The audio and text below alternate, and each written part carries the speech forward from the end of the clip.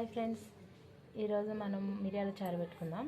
దానికోసం ధనియాలు, మిరియాలు, జీలకర్ర, ఎల్లిపాయలు ఇవి పొడి చేసుకుందాము.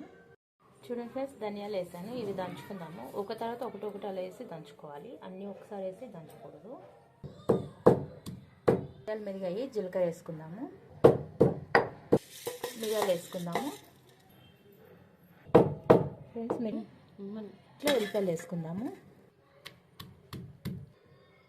చూడండి ఫ్రెండ్స్, మసాలా అయితే రెడీ అయిపోయింది. ఈ రసం చాలా మంచిది ఈ సీజన్లో. వర్షాలు పడుతున్నాయి కాబట్టి జ్వరాలని, దగ్గులని, జలుబులని ఇవన్నీ మాయమైపోతాయి. అసలు గోళీలు ఆడే పనే లేదు మనకి. ఇది మా అమ్మ నేర్పించింది నాకు. సరే, రసం తాలింపు వేసుకుందాం. వేసుకుందాం, ఎల్లిపాయలు వేసుకుందాం.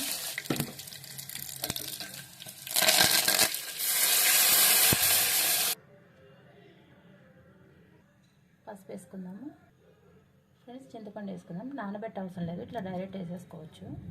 సాల్ట్ వేసుకుందాము. దంచి పెట్టుకున్నాం కదా, ఆ మసాలా వేసుకుందాము.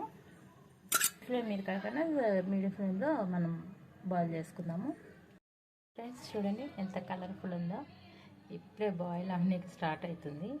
ఇది మీడియం ఫ్లేమ్లోనే మరగబెట్టుకోవాలి, ఒక 2 minutes. ఎక్కువసేపు అవసరం లేదు. ఫ్రెండ్స్ బాయిల్ అవుతుంది, రెడీ అయింది. నిజంగా ఫ్రెండ్స్, ఈ సీజన్లో ఇది చాలా మంచిది. వీక్లీలో 2-3 times తాగామనుకోండి, మనకి దగ్గులు, జలుబులు సమస్య ఉండదు. ఇది చాలా మెడిసిన్ వాల్యూబుల్. మా అమ్మ మాకు ఇదే చేస్తుంది, గోళీలో ఏం ఆడదు. మీరు కూడా ట్రై చేయండి ఫ్రెండ్స్. ఈ సీజన్ చాలా ఇది మంచిది. Okay, bye friends. వేడి అన్నంలో చాలా బాగుంటుంది ఫ్రెండ్స్. అన్నంలో తినొచ్చు, కొంచెం చల్లగైనా గ్లాస్లో పోసుకొని కూడా తాగొచ్చు. చాలా ఎమ్మీగా ఉంటుంది.